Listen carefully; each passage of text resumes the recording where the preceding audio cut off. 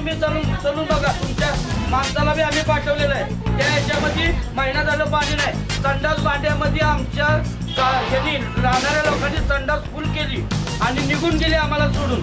आता 6 जण आम्हाला पाण्या वाचून पैसे मागायला लागले फ्लॅटचे. काय कारण आहे? तुमच्या घरामध्ये आता आम्हाला न्या, आमच्या डोळ्यासमोर बघतात तुमच्या घरात पाणी आहे का नाही. तुमच्या घरात 1,00,000% पाणी आहे. आमच्या 7-8 वर्षांच्या घरामध्ये पाणी नाही. नियोजन करायला पाहिजे तुम्ही. नियोजन का होत नाही? काय चाललंय तुमचं? वेळ लावलाय का तुम्ही? बरोबर 6:30 वाजल्यापासून मला फोन केले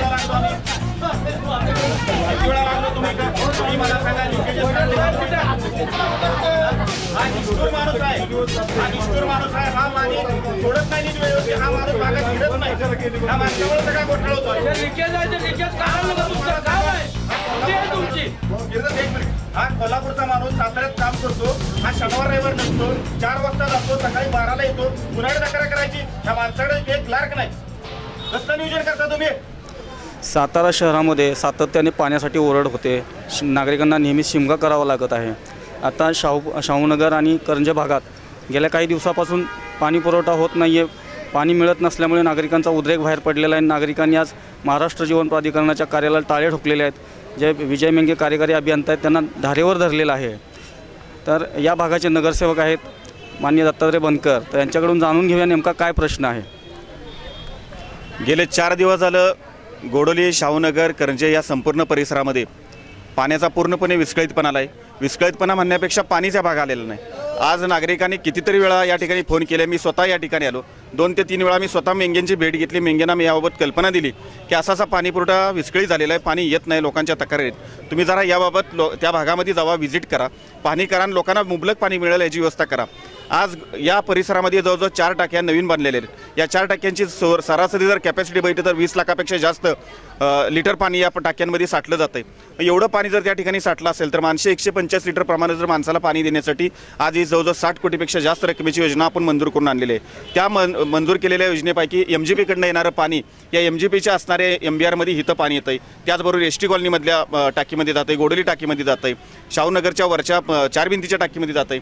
मग एवढं सगळं पाणी जात असताना निव्वळ MGPच्या अधिकाऱ्यांचा निष्काळजीपणा, कोऑर्डिनेशन नाही त्यांचं कुठल्याही प्रकारचं. आणि जे अधिकारी या ठिकाणी काम करतात, हा अधिकारी कुठलाही साताराचा रहिवासी नाही. हा पुणे, बॉम्बे, कोल्हापूर या ठिकाणी काम करणारे लोक आहेत. ह्यांना ह्या साताराच्या नागरिकांचं काहीही येणं देणं नाहीत. ही लोक त्यांच्या वेळेनुसार येतात.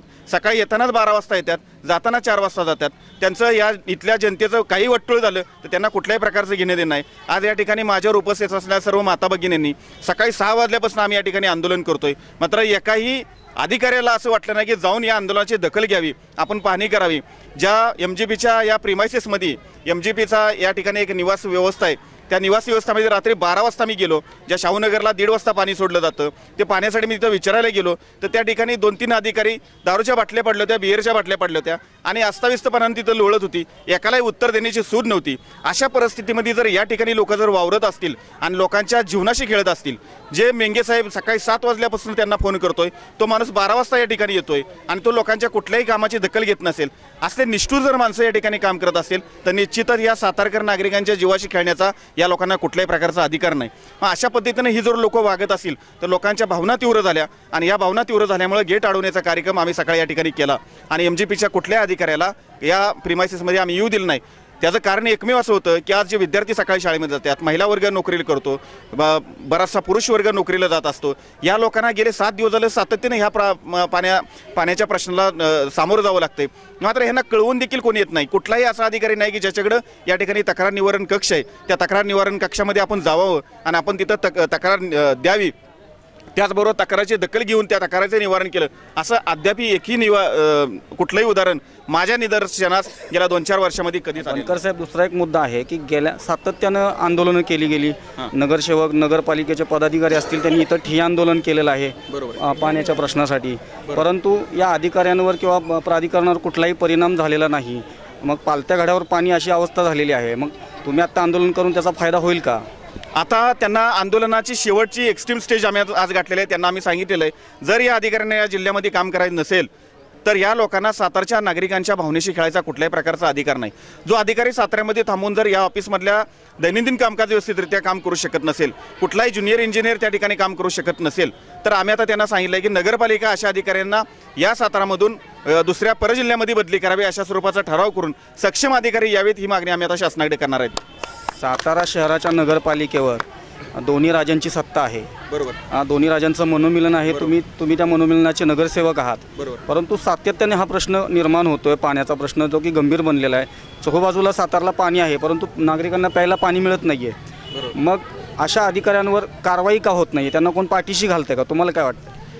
अधिकाऱ्यांना कुठलेही म्हणजे खासदार साहेब असतील, आमदार साहेब असतील, कोणी पाठीशी घालत नाहीत. वेळोवेळी होणाऱ्या बैठकीमध्ये अधिकाऱ्यांची काम वेळेत न केल्यामुळे कानउघडणी केली गेली. त्यांना त्या पद्धतीने नोटीस दिल्या, त्यांच्या वरिष्ठांशी चर्चा केली, त्यांच्या वरिष्ठांना याबाबत सांगितले, संबंधित मंत्र्यांच्या समोर त्या ठिकाणी मिटिंग लावली गेली. या मंत्र्यांनी सुद्धा यांना तशा शोकॉज नोटीस दिलेल्या आहेत.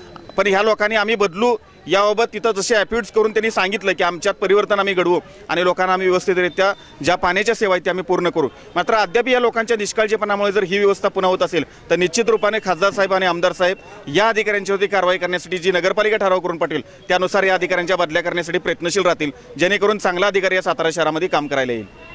आता मेंगे साहेबांच्या बरोबर आमच्या सर्व शिष्टमंडळाची जी चर्चा झाली, या ठिकाणी उपस्थित असलेले सर्व गोडोली, करंजे, शाहूनगर या भागातले जे नागरिक होते, या लोकांनी आपापल्या भागातले प्रश्न लेखी स्वरूपात मेंगे साहेबांना आम्ही त्याची नोंद घ्यायला लावली. ज्या ज्या भागातल्या नागरिकांच्या लेखी स्वरूपात नोंदी घेतलेल्या आहेत त्या ठिकाणी त्या भागातले असणारे त्यांचे जे शाखा अभियंते आहेत त्यांना त्या भागामध्ये पाठवून त्यांच्या काय तक्रार आहेत आणि त्यांची तक्रार कशा पद्धतीने निवारण केली जाणार आणि त्यांना उद्यापासून कोणत्या वेळेस किती वाजता पाणी येणार त्याचं लेखी स्वरूपात उत्तर देण्याचं मेंगे यांनी मान्य केलेलं आहे. आणि तशी पत्र ते म्हणले आज आम्ही देतो. त्याची वशी नगरपालिकेला त्यांना सांगितलं आम्ही द्या त्याची वशी, जेणेकरून भविष्यात अशा स्वरूपाचा जर त्यांनी प्रश्न निर्माण केला गेला तर त्या दृष्टिकोनातून त्यांना आम्हाला जाब विचारणं सोपं जाईल. त्यामुळे आता त्यांनी आम्हाला सांगितलेलं आहे की उद्यापासून पाणी पुरवठा सुरळीत होईल. आम्ही आशा करतो, कारण आशा आम्ही बरेच वेळा केली या MGPवरती, पण आशा आमची कायम निराशा ठरलेली आहे. पण आज पुन्हा एकदा आम्ही प्रयत्न करतो की त्यांच्यावरती थोडासा विश्वास दाखवून की त्यांनी जर प्रयत्न केले जर हे नाही मिळाले तर आंदोलनाची जी आजची भूमिका आहे आमची ती पुढच्या वेळेस आम्ही निश्चित रूपाने तीव्र स्वरूपात करू. धन्यवाद बनकर साहेब. आपण आत्ताच बघितलं की नागरिकांच्या ज्या तीव्र भावना आहेत त्या बनकर साहेबांनी आपल्याला स्पष्ट केलेल्या आहेत.